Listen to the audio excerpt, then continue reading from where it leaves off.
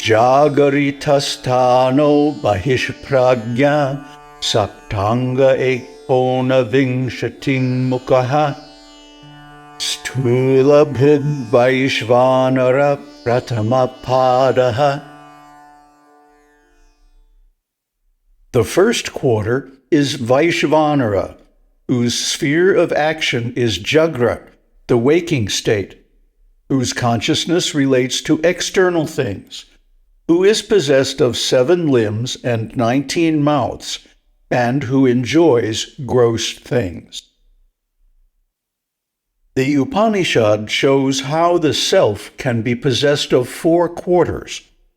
Vaiśvānara, the supreme spirit or intellect, when located in a supposed collective aggregate of all gross bodies in the universe.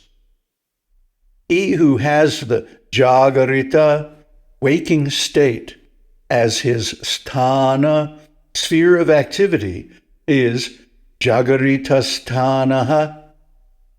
He who has his prajna, awareness, bahihi, outside, directed to things other than himself, is bahishprajna. The idea is that jagrat consciousness appears as though related to outer objects, owing to ignorance. Similarly, Vaiśvānara has 7 limbs for completing the imagery of the Agnihotra sacrifice, as in Māṇḍūkyopaniṣad 5.23.2. Heaven is verily the head of that Vaiśvānara self. The sun is his eye. Air is his vital force. Space is the middle part. Water is his bladder, and the earth is his 2 feet. The Ahavaniya fire has been imagined as his mouth. He that possesses these 7 limbs is Saptanga. Similarly, Vaiśvānara is Ekona Vingshati Mukhaha, possessed of 19 mouths, the 5 senses of perception, the 5 organs of action, the 5 vital forces, prana and the rest, and finally the antakarana, mind, intellect, ego, and mind stuff. These are called mouths, since, as the gates of perception, they are comparable to mouths. Since Vaiśvānara, thus constituted, enjoys gross objects through these entrances, sound and the rest, therefore he is stula bhuk, an enjoyer of the gross. He is called Vaiśvānaraha because he leads Vishva, all, Nara, beings, to their enjoyment in diverse ways. Or he is called Vaiśvānaraha since he encompasses all beings by virtue of his being non-different from Virat, the self comprising all the gross bodies. He is the Pratamapada, the first quarter, the first step to the knowledge of Brahman. He gets this precedence because knowledge of the succeeding quarters is contingent on his knowledge. Namaste. So in this shloka, the Upanishad continues to talk about the 4 states of consciousness that we discussed in this previous video. This chart shows the 4 levels or states of consciousness and their various qualities and the terminology that's used in this Upanishad. The location is also given for purposes of meditation. So Vaiśvānara is the name of the collective of all external consciousness. Now, how do we come up with this? I mean, where does it come from? Is this a being? Is this somebody you can go and see and have a relationship with? Well, it's kind of iffy because there are a class of entities that are, generally speaking, transcendental in nature, that are knowable only through inference. Brahman is one of these. Brahman is not knowable directly, neither by the senses nor the mind, but by the intelligence.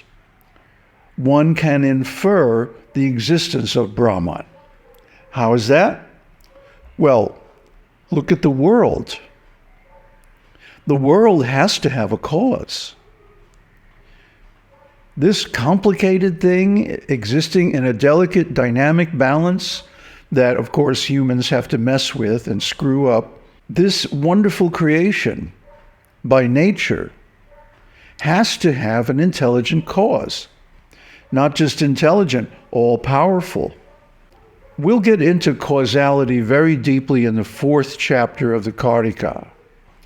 But for now, we just need to understand that the cause is present in the effect, and the effect is present in the cause.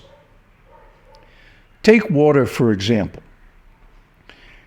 If you are up in the mountains and you come across a little stream bubbling down the side of the hill or into a valley or something like that, and you follow it to a lake at some point.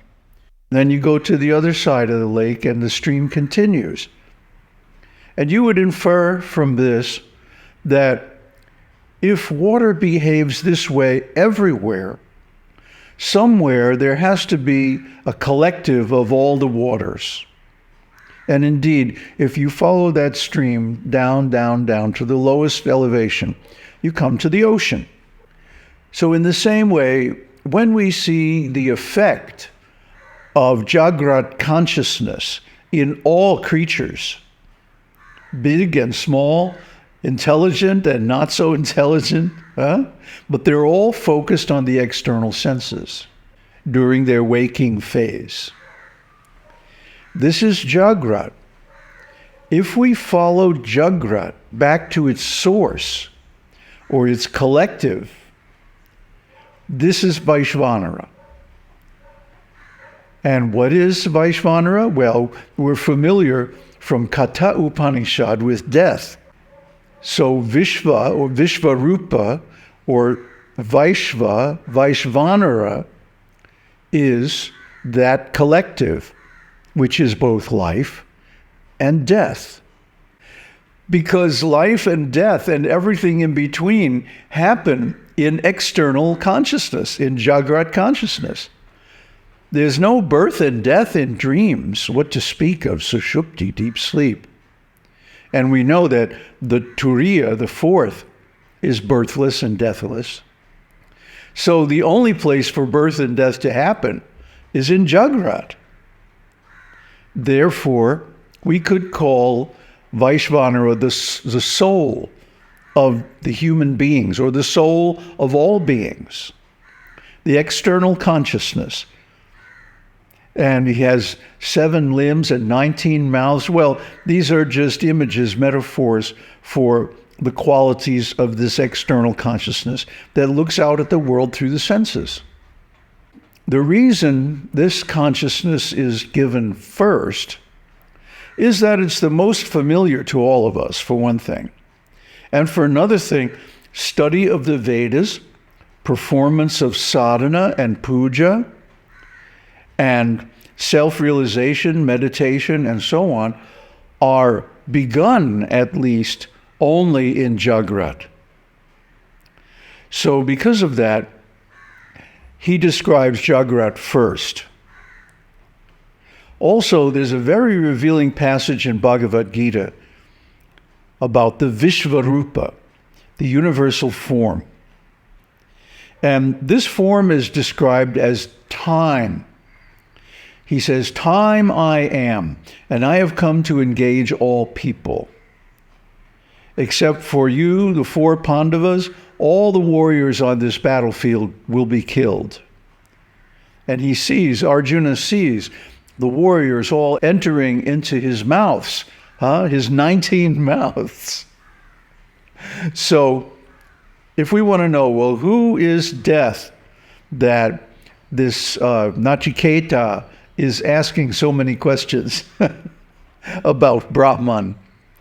It's Vishvarupa, Vaiśvānara, the sum total of all the aware souls in the universe.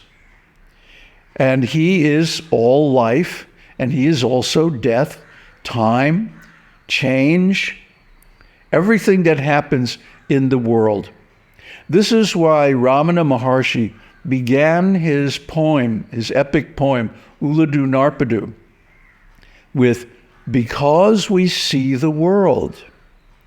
Because we see the world, because the world exists, there has to be a cause.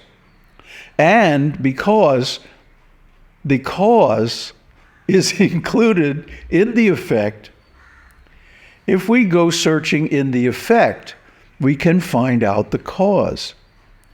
And the cause is consciousness. There is no higher cause. Consciousness is the uncaused cause. There is no cause to consciousness. It simply is. Nobody can find out where it comes from or where it goes. Because it is within all of us, and yet it is unseeable, unobservable, unknowable, uninferable, unrelated. It is neither a cause nor an effect. Yet, simply because of the presence of consciousness, all this comes into being. Experientially, existentially. Because we have jagrat consciousness, we see the world. If there were no jagrat consciousness, if there were no Vaiśvānara, there wouldn't be any world to see, and we wouldn't be alive to see it. And surely we wouldn't be conscious, so there wouldn't be any world as far as we were concerned. Well, we wouldn't even exist. So Vaiśvānara, is very important. It's the universal form of God. Now, this is not necessarily a person in the same way that we are, but certainly he can manifest a personality in an appropriate situation. For example, in Katha Upanishad, where Nachiketa approached death with certain questions.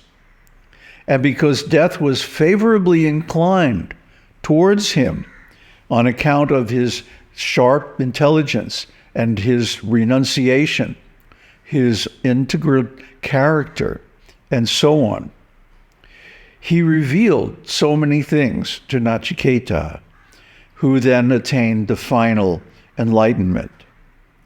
And in the same way, if we inquire of our own consciousness, what is this?